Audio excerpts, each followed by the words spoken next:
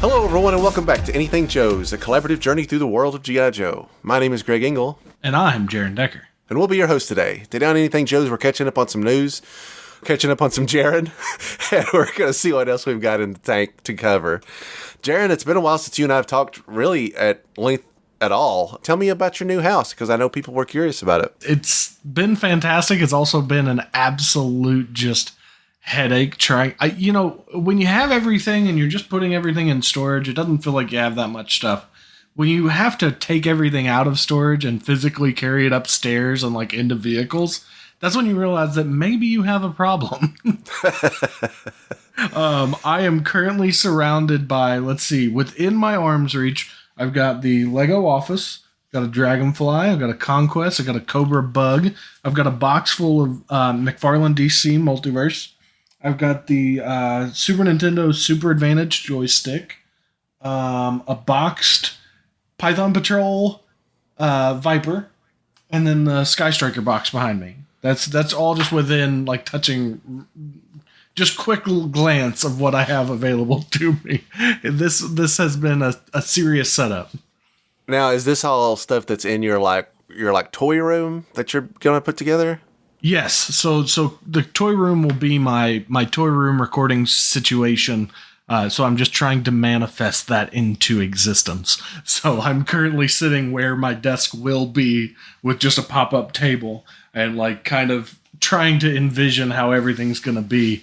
I also failed to mention that there's like at least 10 badgers within my sight line. So there's been a lot of stuff and I've got all kinds of stuff. I'll be thinning out some stuff, kind of reprioritizing, but I've got a lot of things to get through, and the problem is I haven't put all the shelves in, and I don't really want to pull everything out and then put the shelves up and then readjust everything. So I'm trying to figure out where I'm going to put the shelving. That way I can just get it done in one fell swoop. It's both exhaustive and exhilarating. When I moved my collection, it was miserable, and I dreaded every minute of it because I was like, so much stuff's going to get broken. And I did get, there was stuff that was getting broken for sure.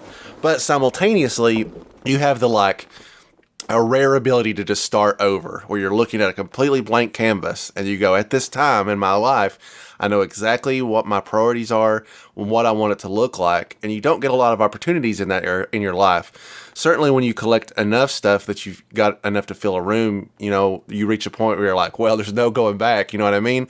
I put shelves on my wall, and there's not a chance in hell that I'm ever taking that stuff down and trying anything different.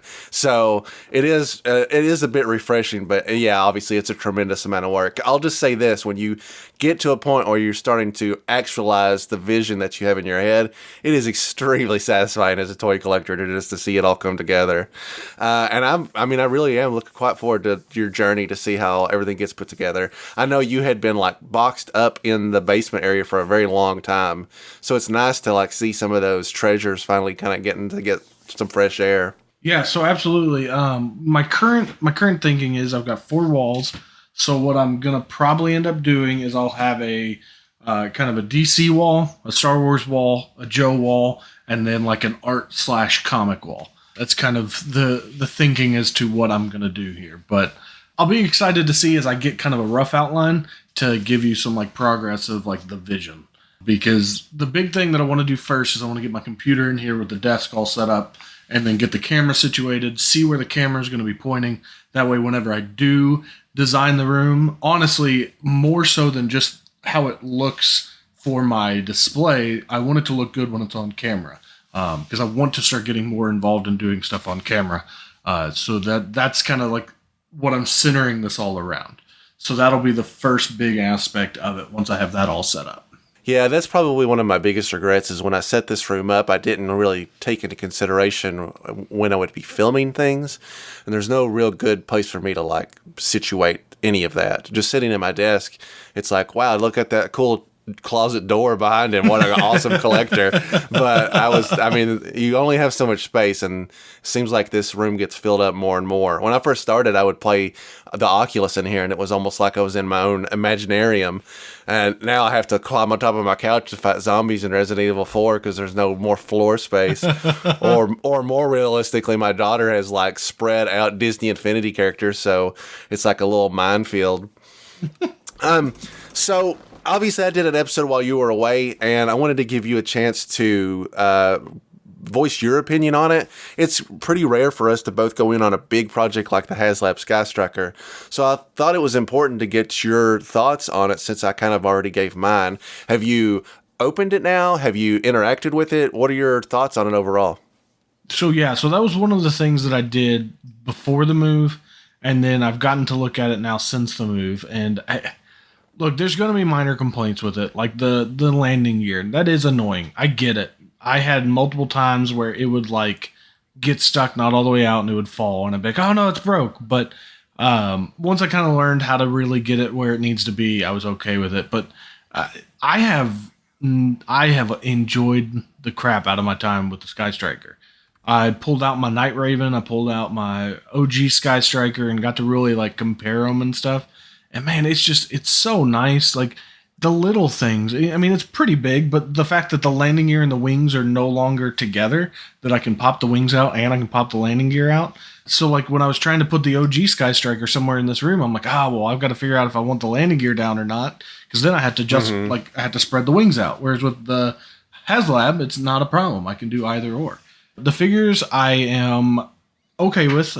I don't have the connection like a lot of people that back the HasLab did, so the Scarlet does not intrigue me at all. Like, it's just a limited articulation Scarlet. I won't really be using that one.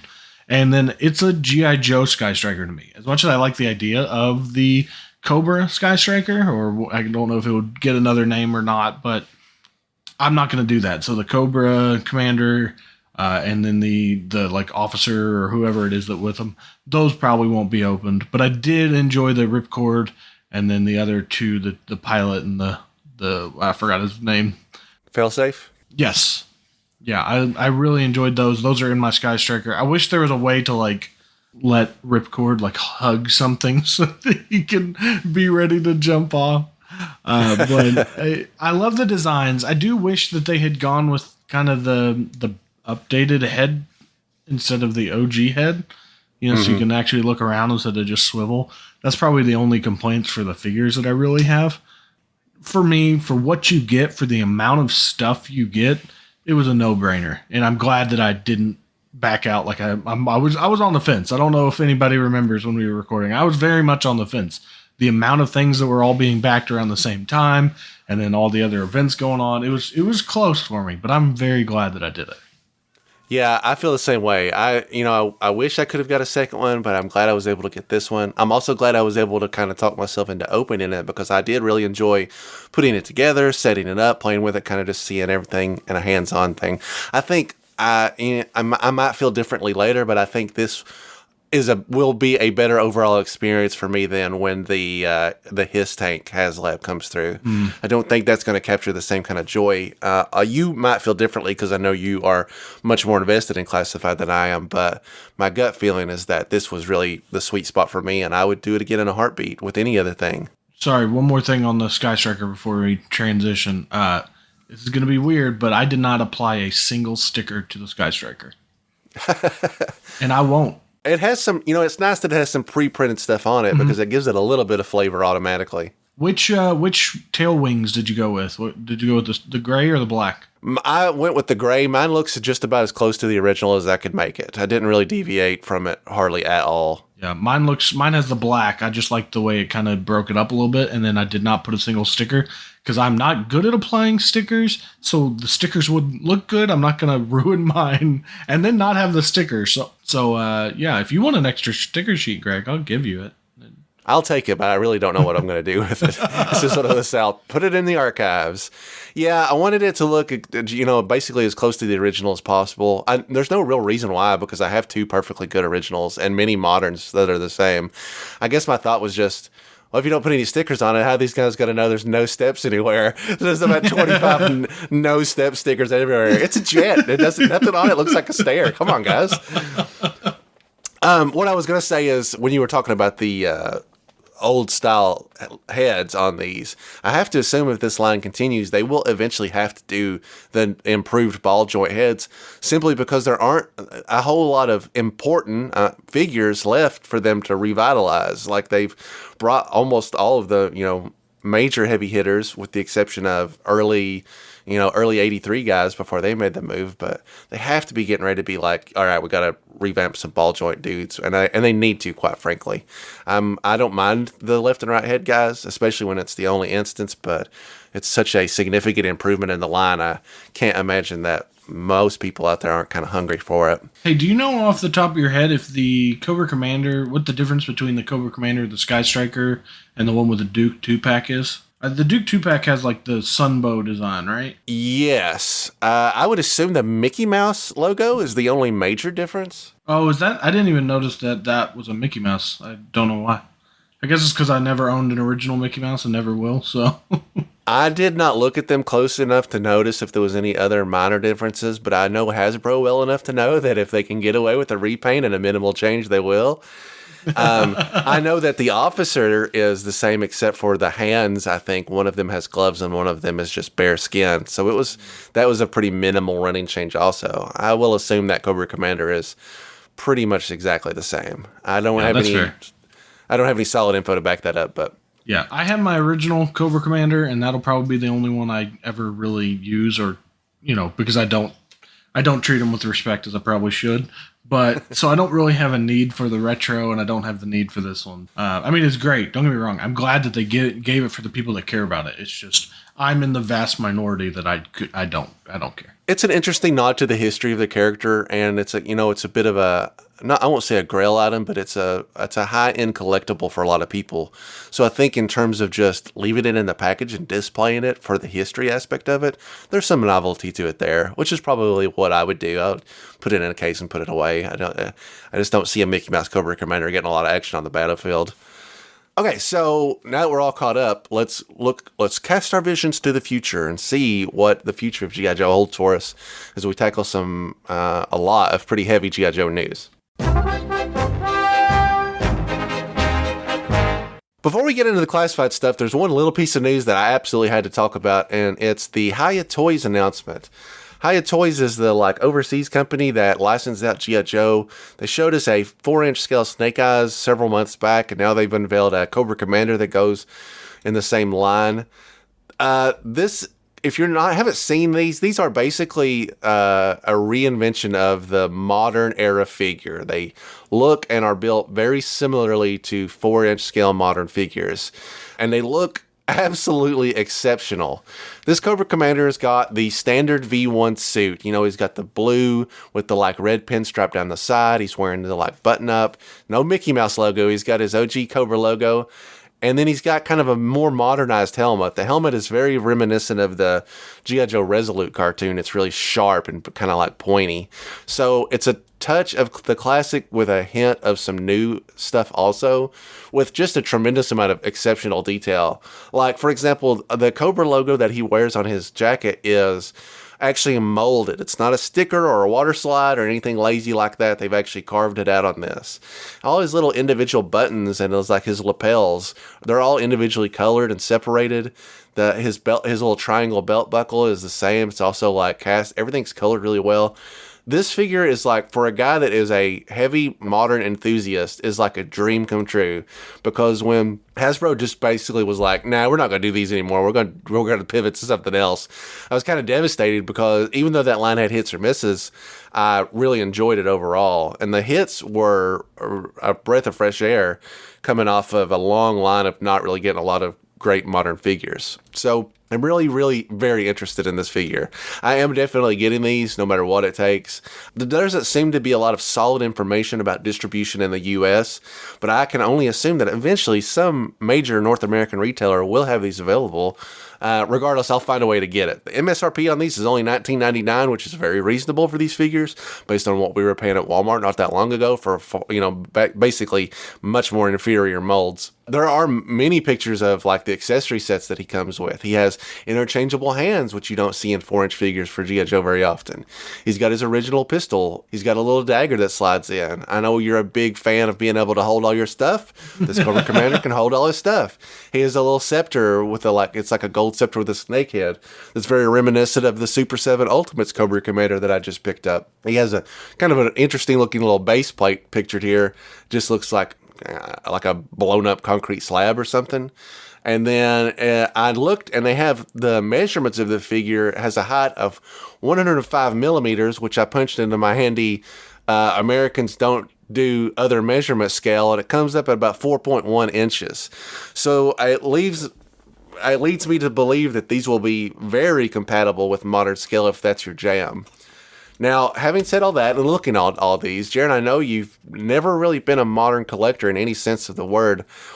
How do you feel about this figure? Even if you are like, this is a pass, how do you feel about the design and the overall structure of it? This figure makes me want to be a modern collector, honestly. When you sent the first picture, and I think it's I think the first one I remember seeing was the one of him like pointing, so you can't see the articulation very well. I thought that was going to be the one with the HasLab. I thought it was like, oh, hey, they finally revealed the actual picture and I just missed it.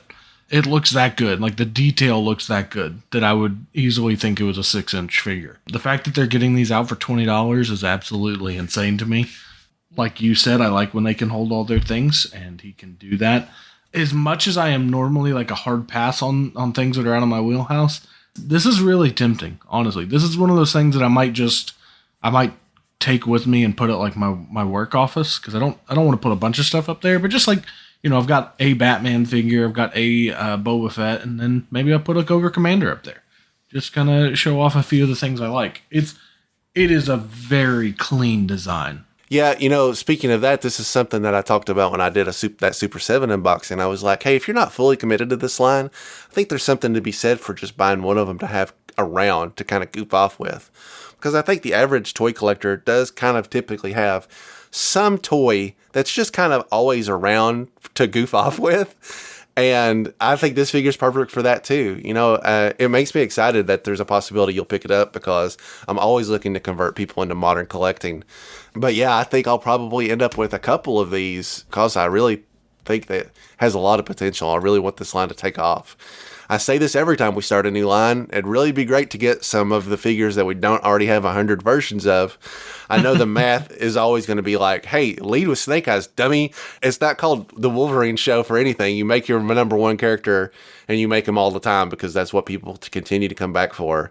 But I do hope that, first of all, I hope that there's a smaller window between releases. That Snake Eyes reveal has really been it's been quite a while since we've seen it.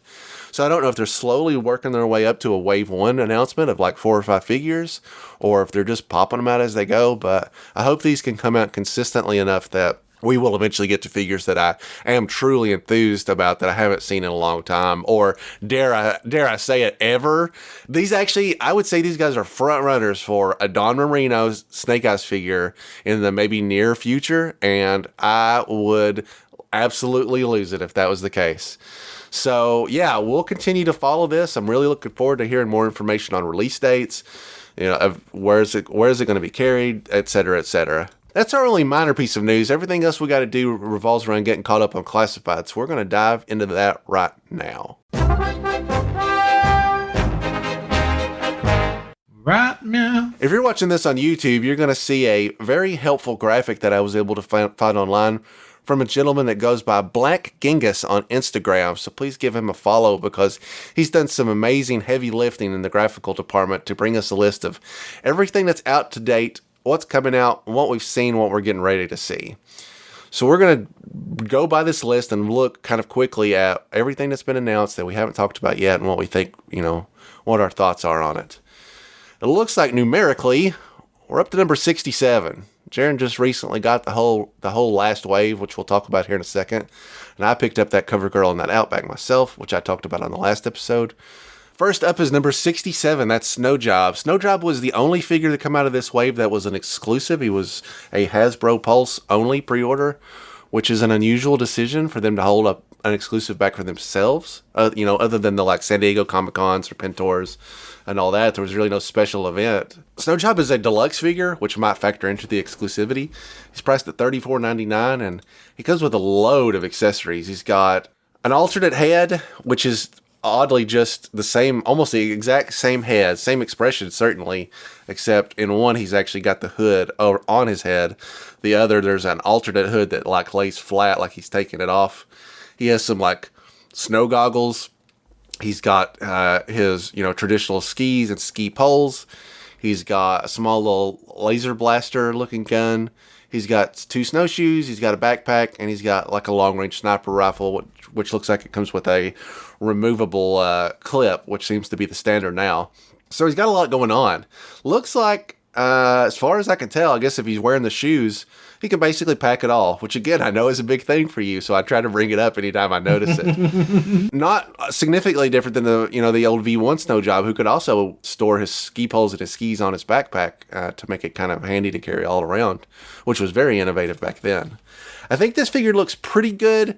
There's a bit of, I don't want to say that it's outdated, but the way his snowsuit looks like it could limit his posability quite a bit because the jacket comes down over the thighs somewhat, and it gives him a bit of a bulky look.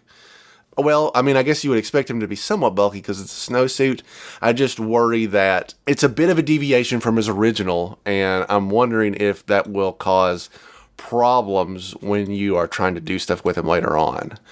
What's your thoughts on old Snow Job? I love that we see the Arctic bats in the background of a lot of these, or a few of these photos. When I was watching live, that was one of those things that is that Leonardo DiCaprio meme where he's like, and like pointing, right? At the screen. Yeah. That was me. I was like, oh, wait, whoa, hold on.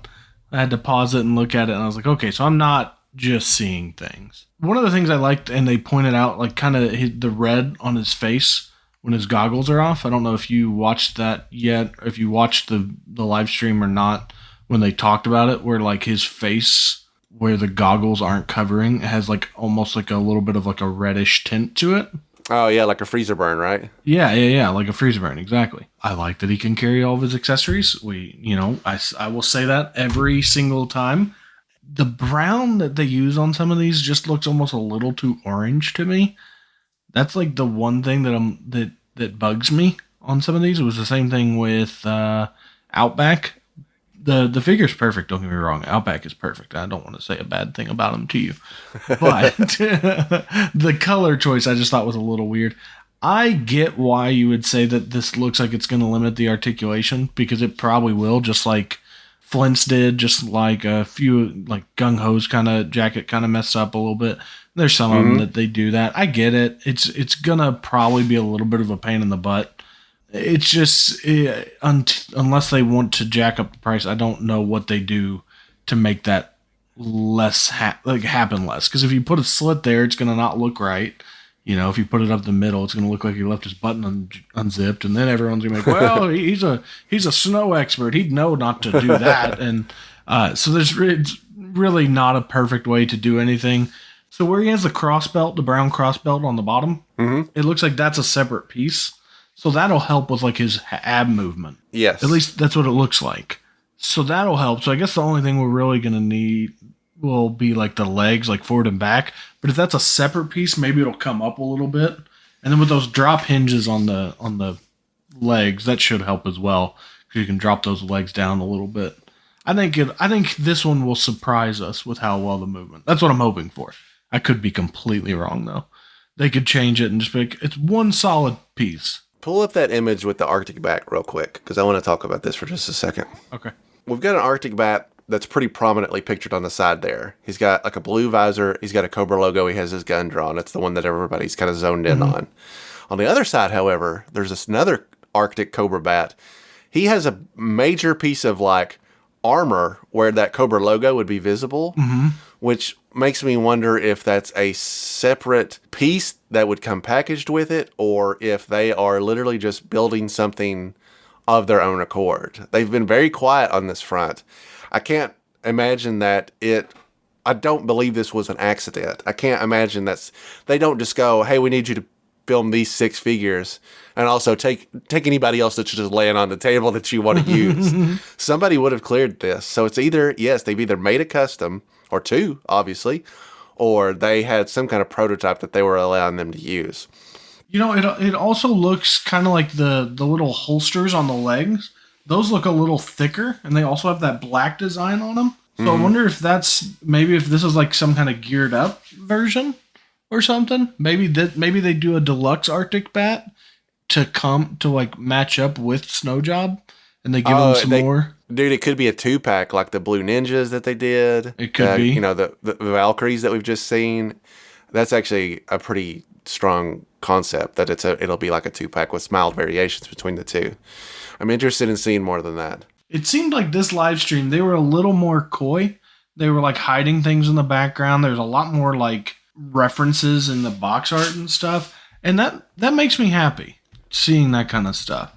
Also, I love the new box art, the new design for just the standard box. I don't know if you've really noticed the differences. Yes, I've looked at them and I think they're great. This artwork is all a lot more in line universally, you know, with they've been deviating quite a bit to mixed reactions, and I think they've gone with a more, they all kind of have the same basic style. Nothing's really like anime looking or overly cartoony, which did not bother me. I liked it, but I understand that people didn't. I would be remiss if I didn't also mention Plastic Battles on Twitter took some time and showcased every Easter egg that's in every package, because every package has a nod to a G.I. Joe cartoon in it. And on Snow Jobs, it's that's the polar bear that's in the back, yeah. Not as strong a reference as some that we'll see on the later ones, but credit to him for popping all those out and showing them. And I'll point them out to you guys as well as we go through them. Next on the list is number 68, the Cobra Valkyries. So the Cobra Valkyries is a 2-pack for $54.99. Basically, if I could sum it up, it's just female Cobra officers. This is just like any 2-pack we've seen. The Blue Ninjas come to mind. The Cobra Viper pack is also a big winner with these. It has a lot of extras. You get 2 figures. One is got like their web gear and their holsters and everything is in black. The other one is kind of like an off tan. It looks like there's a variation in the skin tone between the two. So they don't look identical, which I think is important. Not that they not just 2 straight up identical figures. I guess maybe one of them could be like an officer, or, you know, like, oh, for sure. I've not done my homework very well. There's an interchangeable helmet with one of them that has the like V icon on it, which I think is supposed to designate them. Even though I guess you could say that stands for Valkyries, I've always kind of known it as a squad leader logo. And then there's also an alternate mask that's like kind of like a gas mask, I guess. It looks almost like an Air Patrol kind of mask. I think they even mentioned that in the live stream. Yeah, I was thinking some kind of mask like that, but then now I'm seeing that there's not like there's no jetpack. It's got blast effects, of course, because that seems to be the standard now, and they both come with the same gun. Again, one in black and one in tan. They both come with 2 pistols. They both come with 2 knives. They both come with a backpack. So they do mimic each other quite a bit, but there's enough of a variation that, first of all, you won't get them confused. One clearly goes with one, and, you know, they're color coded more or less. And you can still mix and match as you want. There's no other exposed skin on these figures, so you could pretty much do what you want to with any of these heads in any different way. Troop builders, you know, I have mixed feelings about overall, but I think these are good. Female Cobra infantry never gets hardly any representation at all, so I'm very excited about that. I don't hate blast effects. As a matter of fact, if I'm paying a premium, I will probably get more use out of blast effects than I would, you know, multiple guns, because I'm just going to give them one gun. And I do really like the ones that have like smoke coming out of the barrel that doesn't actually have like a firing effect at all. I think that's a cool posing figure. I love these. The only thing that I don't like, and it goes back to that tan on Snow Joe, I hate that color they chose, that light like yellowish color. I wish they would have either gone full on wild and out there and went gold, or they would have went with a tan. like a leathery look. Yeah. I don't know if that is a reference. It doesn't, to me. I don't like it. It, like, the guns look really weird in that color. Yeah, they do. I know that modern Cobra officers and Cobra troopers also would carry web gear that was kind of like this, but again, you're correct in your assumption that it's off a little bit. It's not really a true tan, which is how I've always kind of seen it. Even if they had went full yellow, it's just kind of not anything. It looks undone, in my opinion. Like, when you see the guns right next to each other, the black and the yellow, it looks like one's a real gun, and this is like the toy that we give, your kids to play with that shoots rubber bands. And I love these figures. They mentioned that these are all new sculpt, which is great.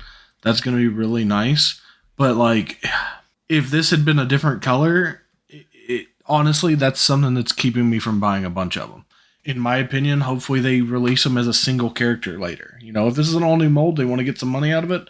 Maybe they'll release individual Valkyries, and you can buy one at a time or something. But it'll be okay to have one. But I don't want to spend money on more of them just because I don't really like that at all. I do like that they're giving you guns. They're giving you different options with heads, different helmets. I like that they pretty much are standard on removable mags. I think that's really great. And then the helmets look a little different on them than it does like the troopers. It looks like almost more flared out or something. And I just think that adds like a cool look to it. Yeah, I would have liked to have seen maybe not fully unmasked, but an alternate head with longer hair. Yeah. A lot of the modern female Cobra troopers all had like the same long hair that they just colored over and over again, different colors, but it was still like nice to have at least no helmet version. The mask part of it's kind of always been there with almost every officer I can think of, but it would have been nice to make it a little bit, lean into the femininity of it, I guess, a little bit. It'd be nice just to have an unmasked Cobra officer period for, casual time, or when a Joe inevitably knocks them out and steals their outfit to get to disguise their way in. The Easter egg on this box art has got Junkyard in the back, the glowing blue eyes, which is a reference to the episode Cobra's Creatures, where Junkyard gets zapped with a gun that makes animals hostile towards whoever Cobra wants. I know this so clearly because it was also something that was included with the Super 7 Cobra Commander I just opened. He comes with the gun that Junkyard gets zapped on, and I had to look into where that was from. So another great nod. Lots of deep cartoon cuts, which I thought is very, very unusual for them. They don't normally lean into the cartoon quite so much, especially considering that the style of this series has been maybe not gritty, but more realistic than normal. I do like these. I can't imagine buying more than just this one pack, though, based on the price point. But I certainly appreciate it more than, say, the Blue Viper 2-pack. And I didn't even open that Viper 3-pack. This set I will open. It's a little bit more unique, and that makes it more worthwhile for me. Yeah, I've considered buying another one of the 3-packs with the warehouse sale, but I realized that my premium had went out, and I was like, well, I don't want to spend the money to get my premium back and then spend more money. I hear that. Premium has definitely been worth it in the long run, but oh yeah, very rarely am I pre-ordering from Hasbro Pulse as a priority any longer. The last two waves we've both shipped in internationally with no muss, no fuss, and then I just wait for Amazon to fulfill my normal wave of anything else, and that's worked out great for me. So other than the snow job, I did not pre-order anything else off the Hasbro Pulse website. I'm not against the Hasbro Pulse premium, because I have definitely saved the money just on exclusives. I've saved $50 worth of shipping for sure. So I'm not getting rid of it anytime soon. All right, let's move on to number 70, Shipwreck. If you were to go back and listen to our earlier episodes when I talked about what I thought this shipwreck should look like, basically I got it dead on. He has a hat, or a removable hairpiece with a hat, and then a piece with just his hair, which is something that we really don't see very often.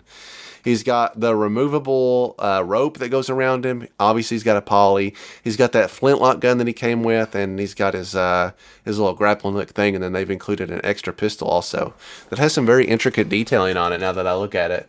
I'm not sure if it almost looks like a gun you'd think like the Boondock Saints were carrying or something. It's got a lot of stuff written on it. This figure is great. Okay, so look at Shipwreck's chest hair here. It looks pretty good, right? Yeah. All right, now go to any other picture of Shipwreck. Go to one of the ones where he's actually in a pose, like doing something. Yeah. It doesn't look as good. It looks... Are you hating on his chest hair? I'm just like, compare that to Outback, who has individually sculpted follicles of orange hair on his arm, on his forearm, and it looks amazing. And this doesn't. For one thing, if you look at this shot where he's hanging off of the chain with his gun pointed, you kind of clearly see where it just stops, right where the like curve of his shirt is peeled back.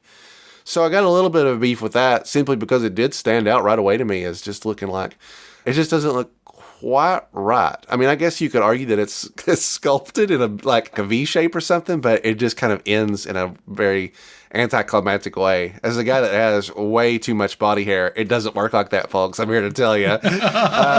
That's one of the only really big pet peeves I have about this figure. The things I like about it are pretty numerous. I like the interchangeable hat, even though I feel weird about seeing him with just hair. I'm so used to him always having a hat. I see the tattoo of the shark on his forearm, and I like that. It's made it a little bit more cartoony. It kind of actually fits in with Shipwreck's personality that way. His jeans in this picture are like weathered a little bit.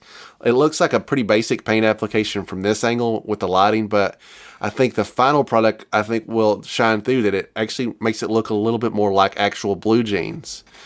He's got a peg on his wrist, which I assume is where Polly goes. Okay, I'm going to assume based on pictures that there's another spot on his shoulder blade somewhere, even though I can't clearly find that image here. So it looks like it's on the rope. It is on the rope. I see it now. That's better, right? Because putting a hole in your wrist and not using poly makes it a little bit of there's not exactly any way to cover that up.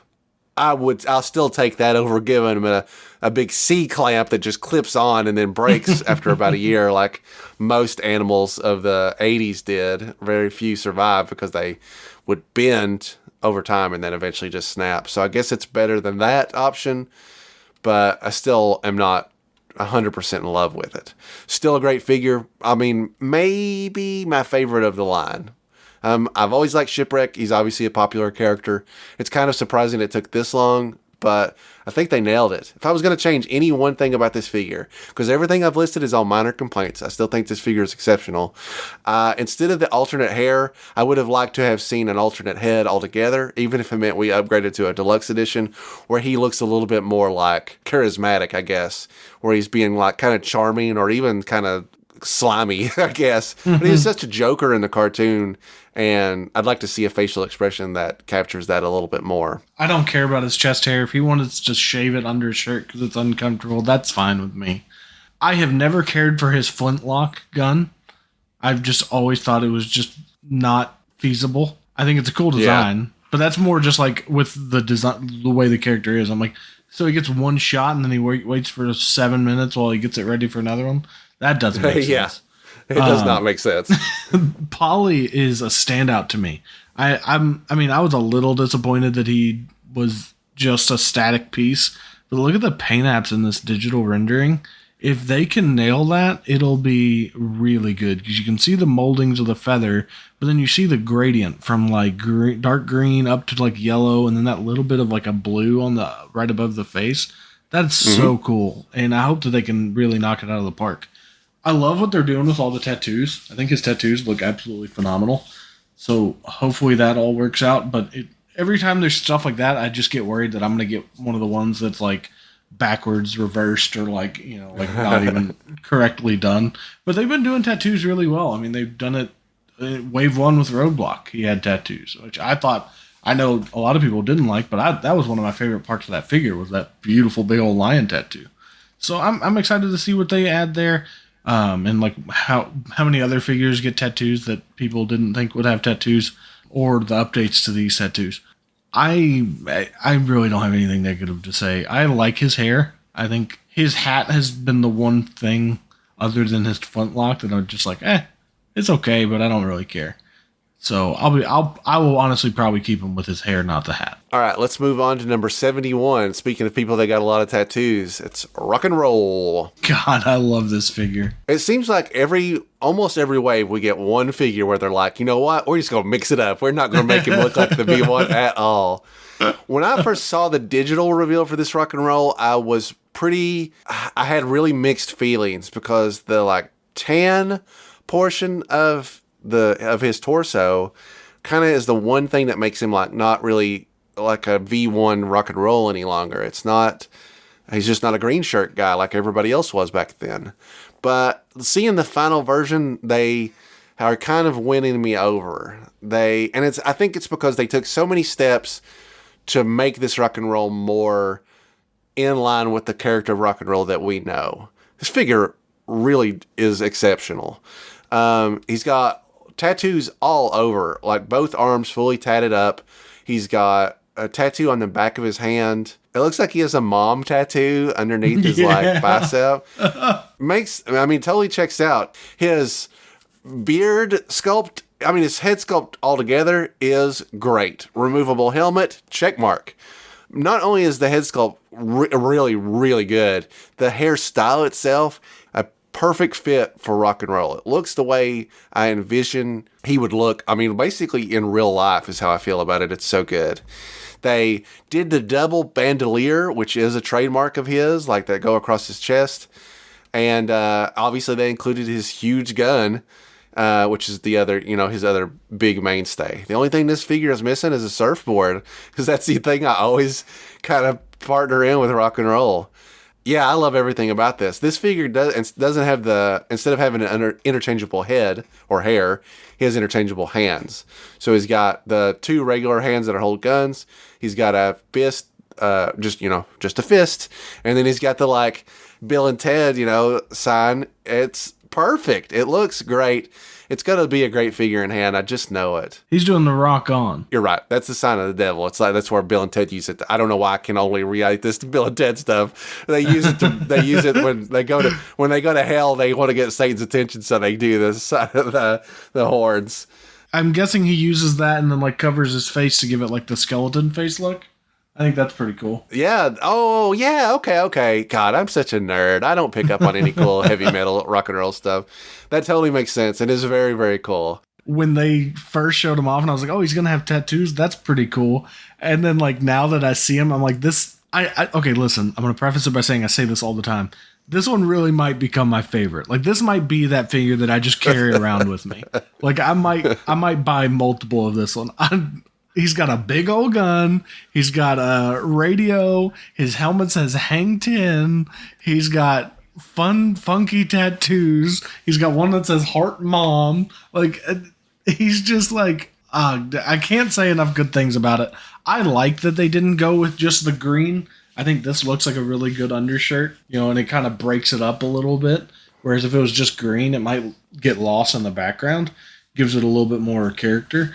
But man, I love this. Plus, it looks like he's got a canteen and a radio, and those things look like they should come off. He's got I don't even know what I'm trying to say, an ammo box on his hip that has rounds being fed out of it. Like, I just think this is such a cool. Like, he's got knee pads because you're gonna need them, I guess, when you're sitting down just trying to throw lead down range. He's such a cool figure. I absolutely love this thing. I'm going to be rocking out with the devil horns. And yeah, I just absolutely love this. I love it. Biggest turnaround for me from digital reveal to figure reveal. I've definitely had a complete shift. I think this figure is a true work of art. Really, really exceptional. And I'm really looking forward to getting it in hand. All right, next up on the list. Number 72, Copperhead. Copperhead's a weird choice as far as Cobras go, he's pretty far down my list as a vehicle driver. That's not to say that this figure doesn't look good, because it does look good. And I'm a big fan of like the bare arm. Like you see a lot of the actual muscle. It's good for customization. Like you can get away with a lot. Plus he's just wearing like a regular A-frame shirt, which you could easily paint over. And it's the foundation for building lots of characters basically. Copperhead is pretty bare bones when you look at his accessory list compared to what the other figures we've looked at. Yeah. He's got I don't know what you call that revolver that has the huge scope attached to it. He comes with a machete, which makes sense because he's kind of like a Bayou type character. He's got I guess that's a separate holster for that specific gun, or maybe that's for the machete. Yeah, my bad. And then he's got just kind of a normal, regular looking pistol as well. So he's a little bit of a basic edition in terms of what we're getting with everybody else.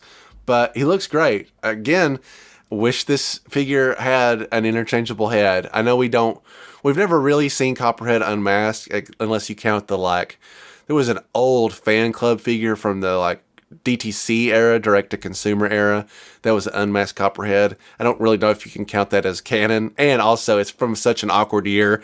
There are no real defining facial characteristics you can determine from it. It would have been nice to have either a removable helmet or maybe even a helmet that is just different in some way. Maybe something that preps him for underwater usage. You know what I mean? It's also weird that we're getting a vehicle driver of this, maybe I'm underselling Copperhead he's kind of a C-lister for me. Because they make Cover Girl and I go, yes, absolutely. I don't even care that she ever had anything to do with a vehicle. And then they make Copperhead and I go, no water moccasin, get out of here. Good looking figure, a little bare bones. Interestingly enough, one of the first figures that sold out on the website. So he's either underproduced or I am underselling his popularity. I think it's a good looking figure. I think it's a little basic. And they also threw a tattoo on him. Before we know it, every Joe and Cobra out there is going to have some ink on them. They're really pushing that. What's your thought on Copperhead? This is not one that I'm going to be like, oh yeah, he's going to be my favorite. I like that, once again, you can put all the accessories. He's got the right thigh holster for his regular pistol. On his left hip is where you put your blunted machete. And then he's got that special holster on the back for that big old pistol. So, that's pretty cool. The Ace of Spades, I feel like is a risky choice there because I thought there were some racial things that might be going on with that, but I guess maybe not. I don't know. I know it symbolizes death to some people as well, so that's kind of cool. On his right arm, he's got it ready there, locked and loaded. Mm-hmm. But maybe his Ace of Spades tattoo just means he's a really big Motorhead fan. That's what it is. Yep. Mm-hmm. He's a big fan of blackjack.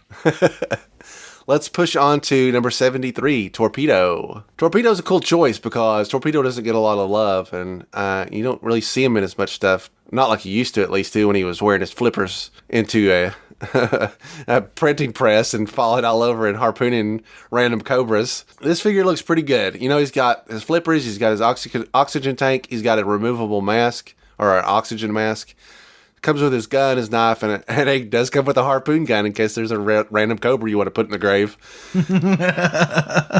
This is a figure that I think works better in a simplistic fashion than overdoing it. The design of the outfit is awesome because it's just got one gray stripe right down the center, and it really stands out on a figure like this. It looks really sharp. Torpedo is from Hawaii, and his skin tone reflects that, which is something that we've also kind of gotten dodged out on for the last several figures.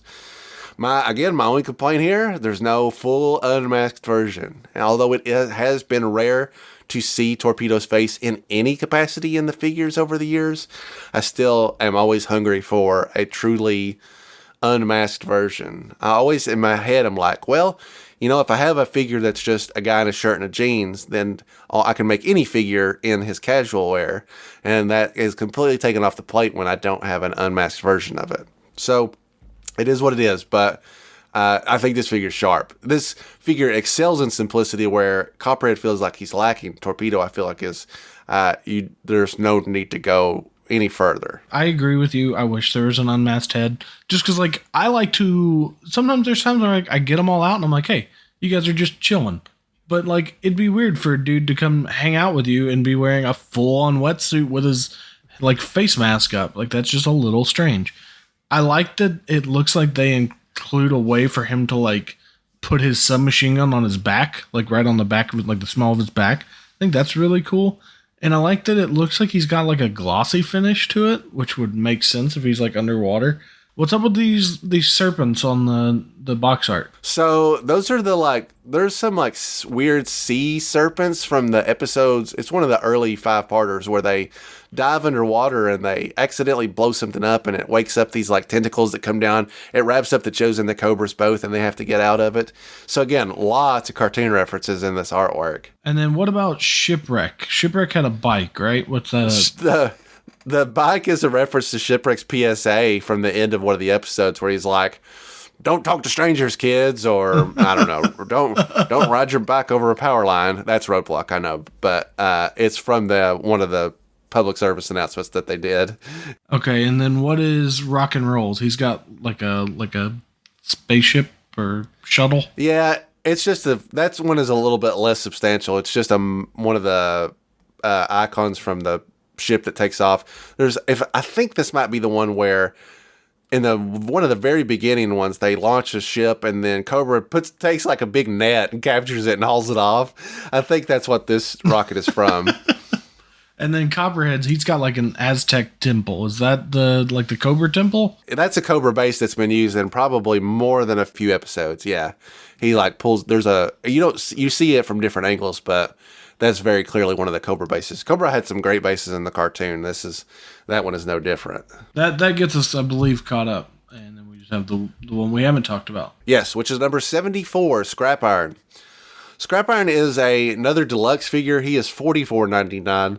And that's because he comes with his traditional anti-tank device, which has been upgraded for, it's more like a drone. It leans itself more into the remote control aspect of it. The original Scrap Iron's missile launcher just had 4 feet and you kind of planted it somewhere and fired. Although I've seen instances in the comic, for example, where he is full on carrying it just like it's any other gun. I don't know if that checks out, but this is probably one of the best ideas in terms of stuff that they could advance. It captures what made, what the original had that made it so special, but makes it more futuristic looking.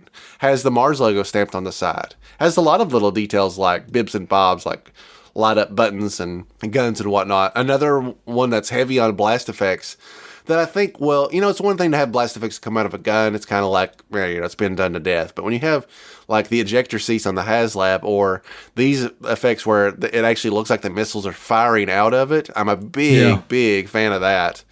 And looks like it's got some posability. Obviously, it probably rotates all the way around.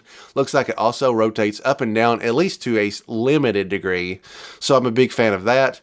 Scrap Iron himself comes with just 2 things, the remote control and a gun. And I really don't think you would need anything else other than that. The remote control is very cool. And his helmet comes off. Holy moly, what a revolutionary idea that I never thought of before. His helmet's removable and you can see his fully unmasked face. This is another great deal because we don't see Scrap Iron without his helmet. I can't think of hardly any other instances where we've seen Scrap Iron unmasked other than, in the Renegades cartoon, we see it for sure. But figure-wise, I'm having trouble remembering an instance where you can see it. And they've done their due diligence. Scrap Iron has got burns on one side of his face where he's obviously gotten in some chaos out in the field, rendering destruction. Something's happened that's caused him to take a little bit of friendly fire, probably of his own accord, I assume. A missile that detonated too soon, he fired off something too early. Just shows that Scrap Iron just doesn't play by the rules. He's not concerned about his own safety in as much as he is the destruction of his targets. Scrap Iron is another great underrated character. Doesn't get a lot of use and hasn't for a really long time, I feel like. And this is a really faithful variation of that. He looks a lot like a V1 Scrap Iron. So they pushed some stuff forward. They gave us something new that unmasked, and then they modernized his weaponry, which I think is all important. This figure is an A+. This figure is tied with Rock and Roll for best figure of this wave, in my opinion. I do have a question. That's the pistol that he has. Is that supposed to look like his V1 pistol? It's a weird design. It's not one that I think we've gotten in the line yet. It might just be something new, but it just looks a little different than ones that I've seen before in the line. I typically count on you to tell me what weapons I'm looking at. Looking at Scrap Iron's original pistol, no, I don't think it resembles it much at all. It almost looks more like you have to forgive me, my terminology when it comes to weaponry is obsolete, bordering on non-existent. But it looks something like maybe not an actual gun, but something that you would use as a targeting weapon. You know what I mean? Yeah. Like something that you would actually use to lock onto your target. But I might be, talking out of left field here. I don't really know what it is. That's going to be my new headcanon. If he doesn't have time to make maybe the little remote control he has is for the laser guide is he can take control of them, and then if he just wants it to be in that general area, he points the gun at it. I love that they did a removable head for him though. I think the face, the detail looks really great. It makes sense for a guy who's around these kind of things all the time. The only thing that I think that I wish they would have done is I wish they would have given us some kind of way to attach this to the HISS tank. Give us like a latch. If you remember the HISS tank, it has that little tow hook on the back, and we have nothing to tow it. We thought that was going to be a stretch goal or something, some kind of extra unlock, and they could still do it. I mean, they've been talking about doing smaller vehicles. Maybe we get an ASP at some point. Maybe we get something like that eventually. That'd be great. But I wish they could, it would just be really cool to put him on the back of the HISS tank and have that kind of pulled behind and just having extra weaponry. I think that'd be really cool. Yeah, this figure's a win for me. The price point is a little intimidating, but I would rather pay more and get something like this than save $10 on those two Valkyries, which are mostly identical.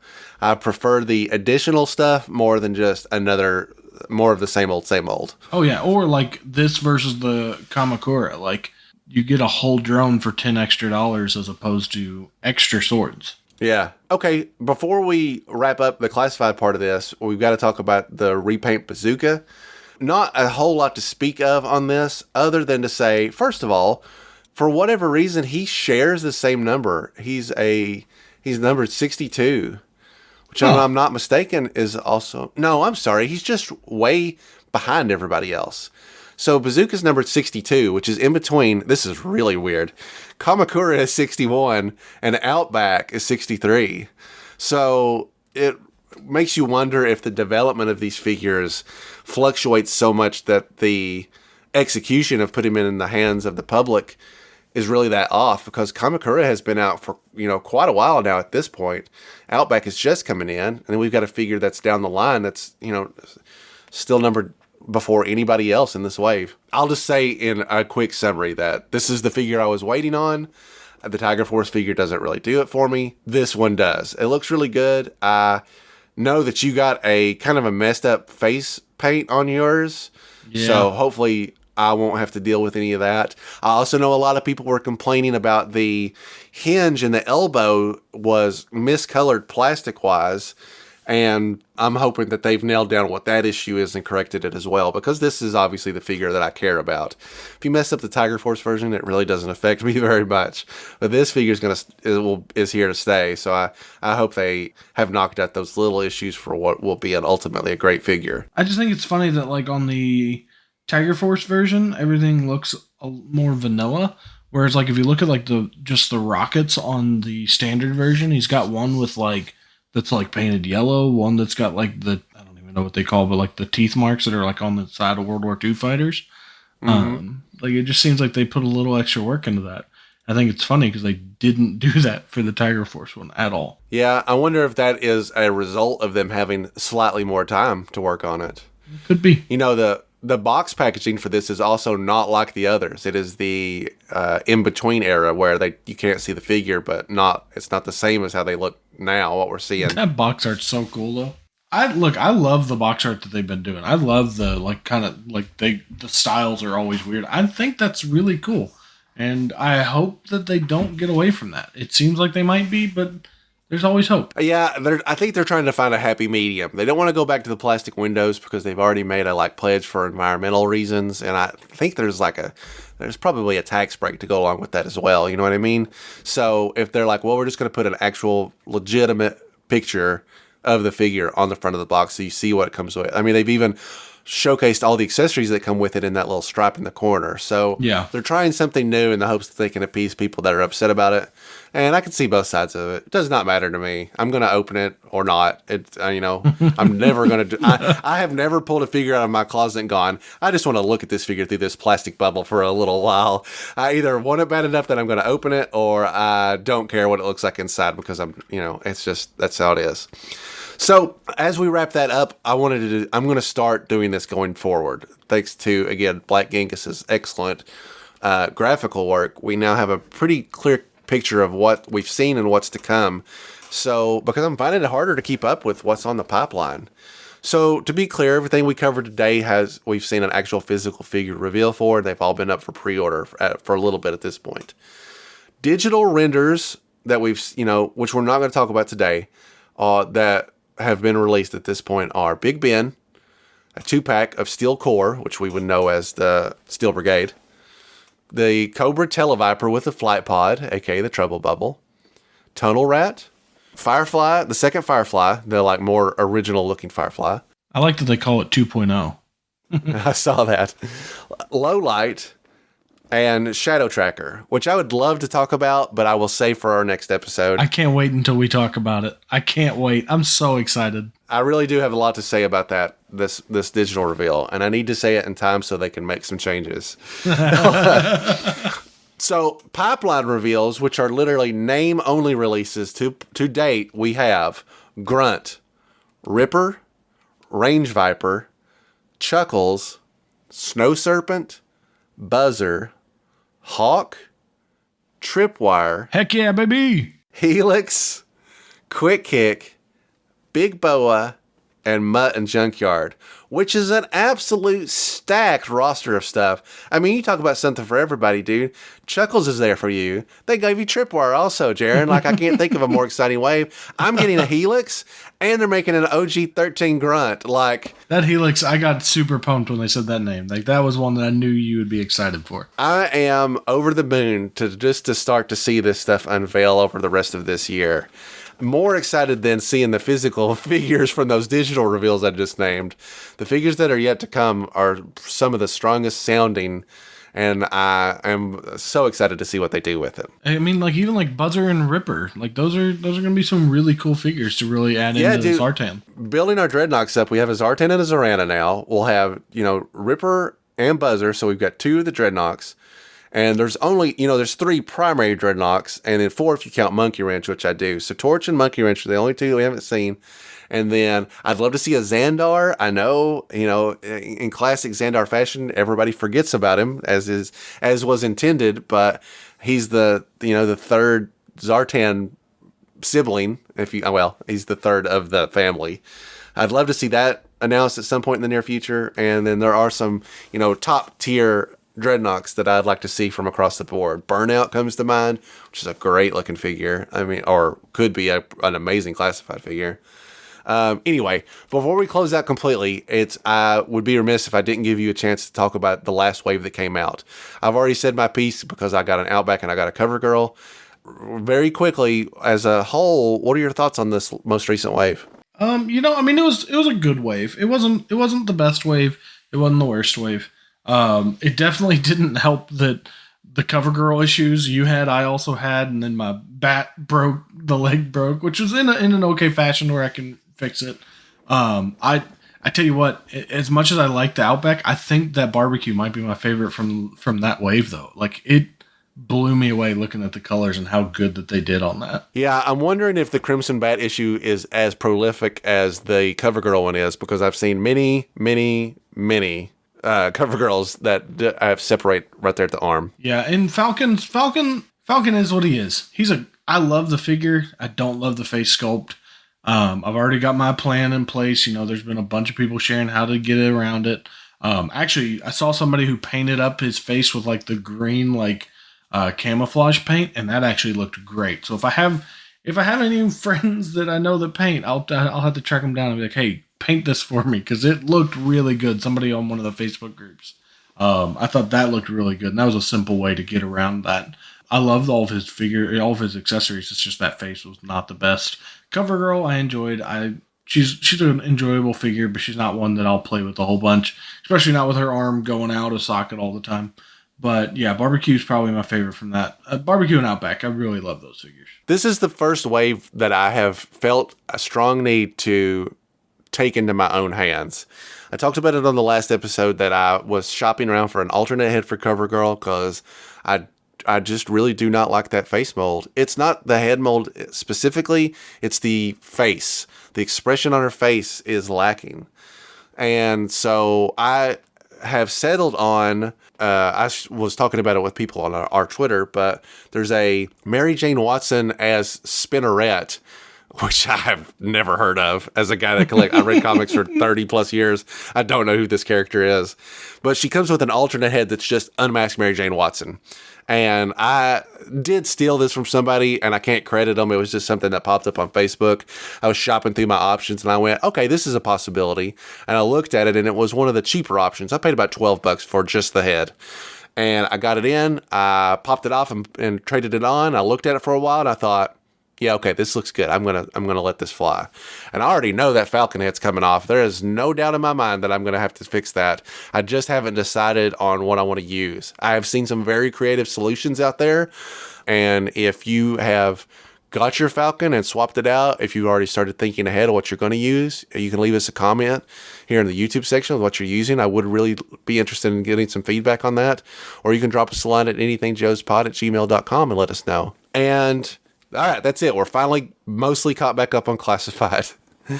We'll be back again in 2 short weeks. Maybe we can knock off some of this stuff that we didn't have time to talk about in detail. We do still have a mounting supply of emails that are coming through that I want to talk about, and it's not too late to participate in that if you'd like to shoot us an email. Or you can send us a message on Facebook. I've got some people there that have sent messages. I'm kind of currying it all together. Or you can reach out to us on Twitter or Instagram at anythingjoespod. Thanks so much for listening. It was great to get back together with you, Jaren, and I'm looking forward to doing it again, which we'll do in 2 short weeks, or anything's available for discussion here on Anything Joes.